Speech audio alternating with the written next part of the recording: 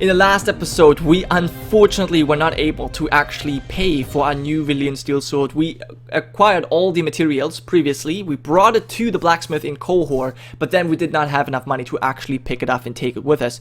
And, well, I then decided that we're actually going to join Kohor as a sellsword company because, well, first of all, we were right there, and secondly, I wanted to make sure that we don't really end up at war again with Kohor, because that then prevents us from actually getting into the city and talking to the blacksmith and all that kind of stuff. So I've joined them as a sellsword, and this has been quite beneficial, quite well, prosperous for us. We have made 27,000 gold coins so far, which is amazing, and I think we have about like 1 or maybe 2 weeks more of our sellsword contract, and before that runs out, we're obviously going to have to make our way over to Kohor, especially now that the city is under siege, because I don't want to risk, you know, the city walls to get breached and then the blacksmith to actually lose his life, and perhaps someone stealing my Valyrian steel sword. That would be terrible. So what I've been doing was basically I've been raiding Volantes. We're at war with Lice and Volantes, and I've been raiding, I think, these villages down here, but they are already, yeah, that has been quite a while ago, and then I've more concentrated on these villages here because they're closer to Myr, where I could sell off my things. However, on the way to Kohor, I've actually decided to check out the Sauros because, well, we're a brave man, and I'm kind of interested to see what's over here. Now, we do know of the Stone Man, but perhaps there's some treasures hidden behind in these ruins. You never know. So let's explore the Sauros. Press K, there we go, and have a look at what we can see here. Okay, so this seems to be some kind of harpy, or is it looks more like an angel actually. There's another female statue. Okay, she's carrying kind of a basket. Interesting. And what's this? Seems to be kind of a bridge. Oh yeah, it's a bridge. Okay, slow down, slow down. Whew, that was close. As you reach the end of a bridge, you hear a loud splash. Off in the distance, you can just make out a large shape moving beneath the waters. But soon the shape disappears. Okay, well, I'm glad. It could be just a turtle, but it could also be one of these mysterious stone men. I'm not too sure. But let's check out the rest of this. Another female statue, but this is always already half sunken. As you enter the building, you notice an odd glimmer from the corner. Edging closer, you discover a small crystal reflecting what scant light comes through the fog surrounding the ruins. You see no reason to claim it as your own, but as you try to pick it up, a plethora of spiders comes crawling out from underneath, and you decide to leave the crystal where you found it. Yeah, that's probably a smart idea. Maybe those are grayscale spiders. Because I think we still don't know what causes this disease, right? Not sure. I guess Maester Terrence has an idea. I don't really care too much. I just don't wanna get ill. So what's this? This seems to be another building. Oh, there's a chest right there. Look at this. And we actually gained 800 coins. As you rummage through the abandoned buildings, you come across a small chest. When you open it, you realize that it's filled with a strange kind of coin. Taking one out, you can see that it's a copper coin, bearing the visage, I don't know, of a Rhoynish prince. The face. It's the face of a Rhoynish prince. Anyways, can we open this chest? No, I guess we've already taken out all the money. Okay, that's fine. That's fine. Anything else in here? No. Okay, this seems to just be an old house. Old building. But I think this is in the best shape so far, what we've seen. But there was, close to the bridge, there was an arc. I want to check out that arc. This is even a tower. Okay, that's pretty cool. Can we go in here? No, we cannot. This is the... Oh, I can't go any further. Oh, we're already in the water. We're already standing in the water. Oh, what's this? A shrine. As you near the oddly shaped stone... Oh, come on. What's... I don't know what it said. Damn it. You can go back and read what it said, but I can't. So let's actually go in first person and check out what this is all about. So there is... Okay, yeah, I know. So there's some weird letters. Okay, and this is a oddly shaped stone. Now, what kind of surprises me and kind of freaks me out is that there's a candle burning. That means there must be other people around. I think I don't want to be that close to the water. Let's actually go away. What's this? There's a blade in the ground and another chest. Let's check out the chest. Ooh, we can actually open it. That is pretty cool. Oh, wow. Oh my god, a red crystal, 1,500. But look at this, 10,000 for gold ingot. I hope this is actually worth what it says, because that would be, oh my god, that almost pays for the sword. If I had known that earlier, I wouldn't even had to accept the sellsword contract. But yeah, anyways, I guess it's fine. Wow, but this is pretty good. Now we've explored everything, so I guess we can leave this scary place. But that was definitely worthwhile. Wow, I'm pretty happy that I've actually stopped by.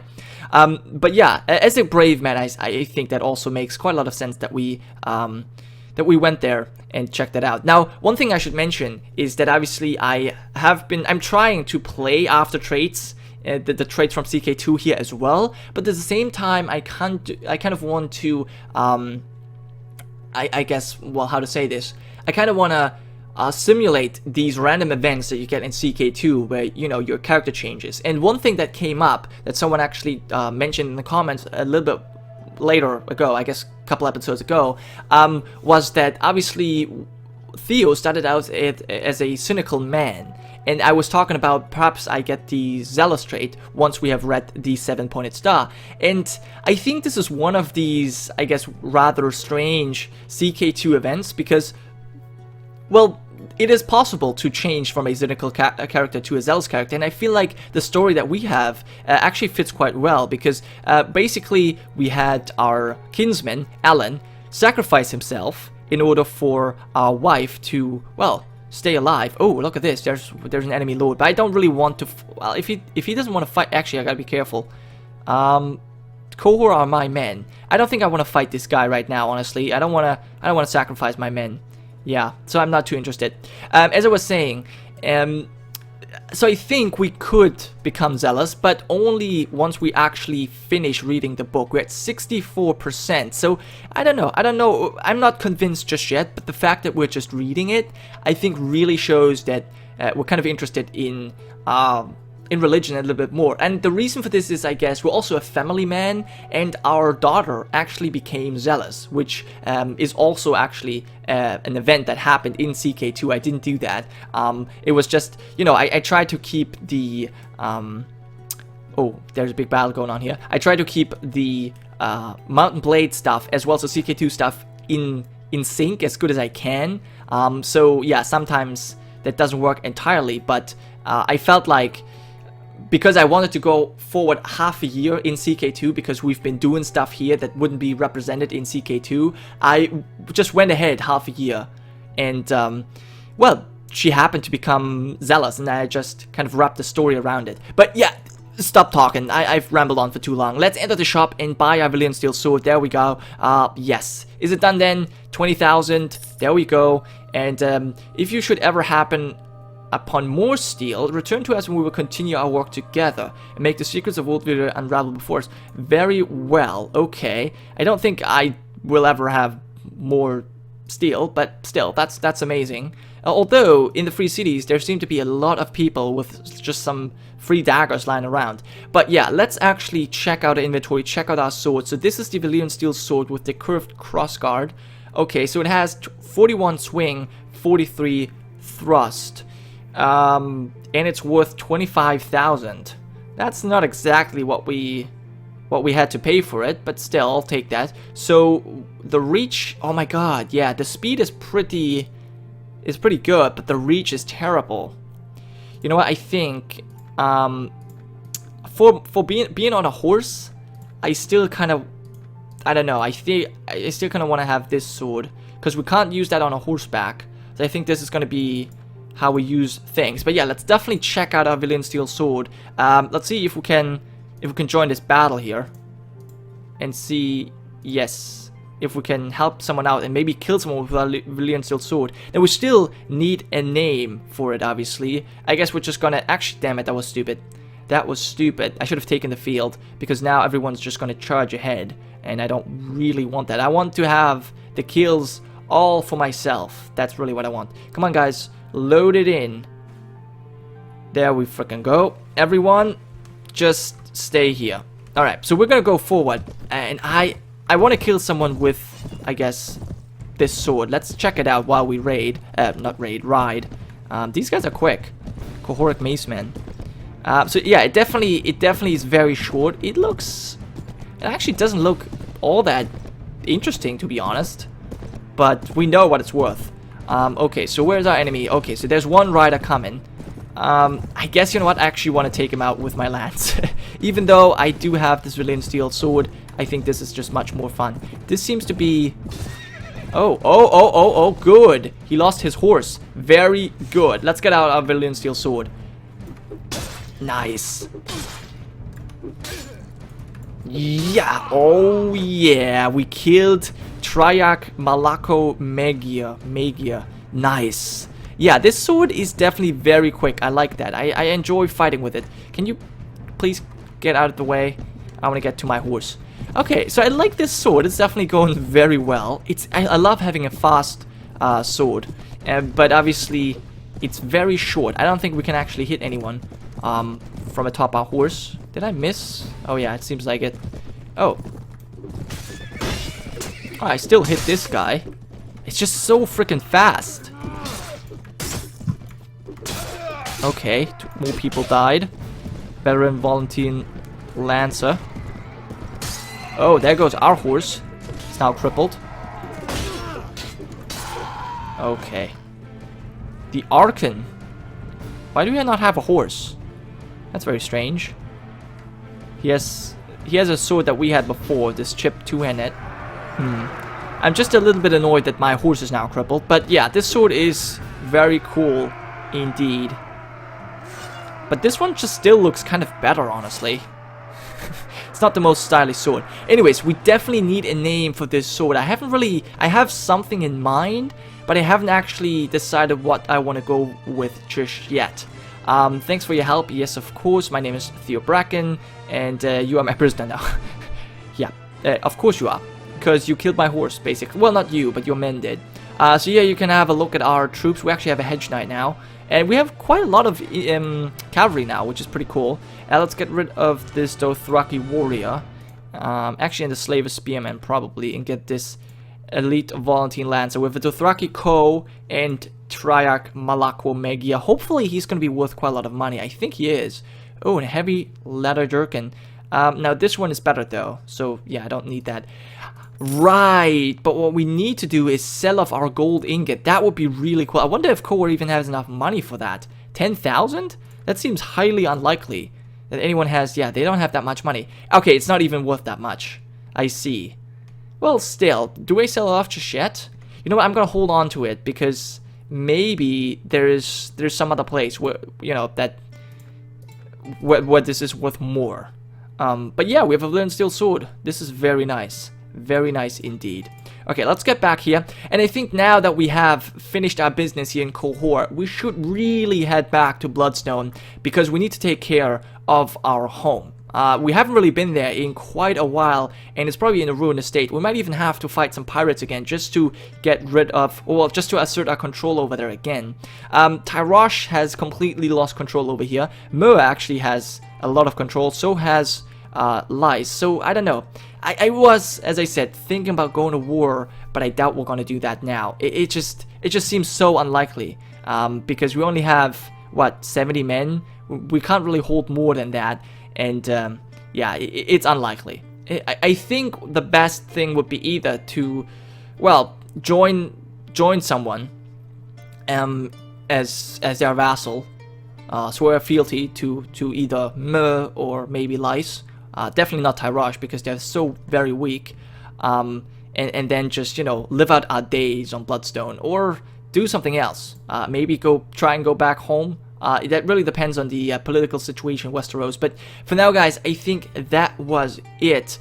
We have gotten our Valyrian steel sword. And yeah, I don't know. I think I'm gonna, well, quickly check out what this is. While reviewing the latest reports with your men, you whimsically remark that passing through the beautiful countryside makes you wish you could one day cast aside your sword, settle down on your own land with some local bugs and wench, well, actually we have a wife, and spend the rest of your days making babies and growing wheat. You know what? This is actually true. This is actually frickin' true. To which one of your men retorts that this was hardly likely, as your body odor is legendary and everyone knows wheat only grows when attended by peasants. You know what? Huh. Oh, I could kill this. You know what? I'm just gonna laugh about. Do we laugh? No, we're rough. We're actually pretty rough. So, you know what? But we're not cruel. I'm gonna clear out the young man.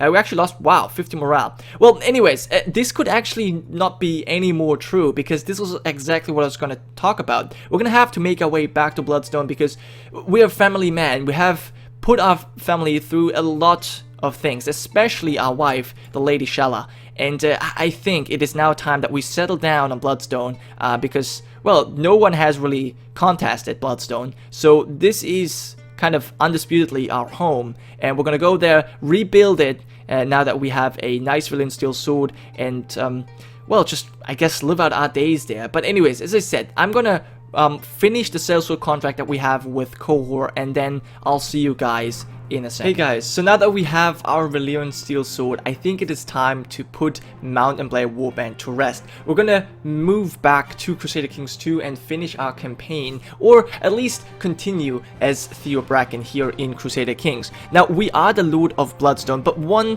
thing, or well, actually a couple of things have changed. We'll go over all of them in this episode, that we can start fresh with a complete full episode of Crusader Kings 2 next time. So, first off, last time I've shown you the political situation in Crusader Kings, things did look quite a bit different. So first of all, we were actually the Lord of Bloodstone as well as Dark Den, but I told you that Lys was actually, well, exerting some power over here, and since we have not been home for quite a long time, it is no surprise that Dark Den is now under full control of the free city of Lys, which, yeah, is not too big of a deal, but obviously it does kind of weaken Lord Theo's position. Now, as you can see, I have tried to keep Mountain Blade as well as CK2 in sync, and I have actually been very lucky at this, because we ended off Mountain Blade with Qohor being at war with New Valyria, and Myr as well as Lys being at war with Tyrosh and taking over their provinces. So this could not be any better. Tyrosh is still at war with Myr, and New Valyria is also at war with Myr, which happened in Mountain Blade as well, but they're also at war with Qohor. Now they're about to lose, and part of the reason is obviously Lord Theo's involvement. And I want to show you something real quick. At the end of last episode, during this episode I should say, we actually made a prisoner. The Archon of New Valyria is our prisoner, which is very cool, and we need to decide what we want to do with him. He's very old. He could potentially be worth quite a lot of ransom. I think about 350 gold coins is what he's worth, so that's really going to help us out quite a bit. But we could also just, you know, execute him or release him. You guys should you know, let me know what you think we should do with him. Now, as you can see, Myr has, well, held on to its land for now, but they're obviously in a war against Lys, Tyrosh, and New Valyria, which they're probably not going to win. So, however, while the pirates had to retreat, Myr as well as Lys have taken over most of these things over here, especially the islands that have previously been claimed by Tyrosh and the Disputed Lands. As you can see, the Disputed Lands have completely been, well, destroyed, I guess. Tyrosh has taken over the north, Lys has taken over the central part, and Myr the southern part, as well as a lot of islands. So this is going to be very interesting. We still have two pirates controlling their islands, and obviously we have Theo and House Bracken ruling from Bloodstone. Now, I do want to talk about a couple of other things. For example, all of the traits that I have added from the Mountain Blade experience that Theo Bracken had. Now, first off, I changed Theo from a trained fighter to a skilled fighter because he got very powerful. Now, also, as you can see, I have given us a Valyrian Steel Sword trait because we just bought a very expensive Valyrian Steel Sword, and the picture I've chosen was this Arak picture because this was the only sword with a curved crossguard. And that was kind of the unique feature about a Valyrian Steel Sword, so I thought this should be represented in CK2 as well. Now, obviously we need a name for this Valyrian Steel Sword because it should not be an Arak. It doesn't make any sense. It was a true sword, and we need a name that somewhat fits House Bracken or maybe Theo or anything else. So I definitely depended on what you guys come up with. As I said, I have some ideas myself, but I'm not really sure about them, so I definitely want to hear what you guys say. So let me know in the comments as well. Now, as you can see, I've added some more traits to Theo Bracken. For example, we are a slave trader as well as a slave owner, which only makes sense because, well, we have taken prisoners from the bandits as well as, well, other people, and we've sold them basically into slavery to make money. So I only think that this actually makes a lot of sense. Now, due to our high tactics skill, we've also gotten the trait strategist, and I've given Theo Bracken the heavy infantry leader skill because most of our army, most of our troops actually consisted of heavy infantry. Now, this heavy infantry I have represented by creating a household guard. We do not yet have a commander, but we'll talk about that later on. But this is basically our elite force. We already have a household guard. Now, Shella Bracken, Shella Butterwell, I've only given her the poor fighter trait because she did improve, but yeah, she is not really particularly strong. And then we have our Maester Terence, and I have given him the siege leader trait in order to represent his engineering skill, but other than that, I didn't really want to mess with it too much. Now, as you can see, we actually have a new daughter. This just happened off camera because I needed to, well, at least progress the CK2 game a little bit in order to account for the events that happened in Mount and Blade. So I have progressed, I think, about 1.5 years, maybe a little bit more, maybe about like, I don't know, yeah, maybe 20 months, I guess. I don't know. Anyways, so during that time, our wife had actually given birth to another child, another daughter, and she's ugly, unfortunately. Now, one thing that is actually kind of important is the education or other traits of Idira Bracken. She has almost fully grown up, so a lot of her education we have missed, but she did gain the trait Zealous. I talked about this. She's also honorable. She gained a poor fighter trait. She's craven and charitable, but that, yeah, is fine. I was actually also thinking about giving Lord Theo maybe the Zealous trait or getting rid of Cynical, but I just decided against it. I was thinking about maybe also giving him the Sympathy for Westerosi trait, but that trait disappears because we are actually Faith of the Seven, so that doesn't make any sense. So we have read the book, and I guess we are cynical, but we don't necessarily hate the Faith of the Seven, if that makes any sense. Yeah, so I think this is all I wanted to talk about concerning our traits. Let me quickly see if there's anything else that I might have missed. No, I think that was pretty much it. Okay, so yeah, this is all I want to talk about concerning our characters, but there's obviously some more things. Obviously, I want you guys to tell me what we should do with our prisoner. I also want you guys to come up with suggestions for, name suggestions for our house's Valyrian Steel Sword. And this is probably the most important thing, I need some people to fill the court, because there's not really many people here in Bloodstone. We have our wife as the Master of Laws or Justicer, and we obviously have our Maester Terence here, but other than that, there's no one there's not even anyone we can really appoint. Well, there are a couple of people we can appoint, but you know, not too many people. So yeah, it would definitely serve us quite well if you guys would come up with some custom courier advisors. Now, I do want to, well, show you guys how to create your characters. It has been it has been requested that I do some sort of a tutorial, but I don't know, I'm very bad at tutorials, so I'd rather avoid that. But I will still show you how to create your custom couriers, because I've decided that I want to change the system that we've been using for this series so far. But I will talk about this more in a different video that I will probably link in the description of this video right now, because there's a lot of things I want to talk about and I don't want to mess this together. So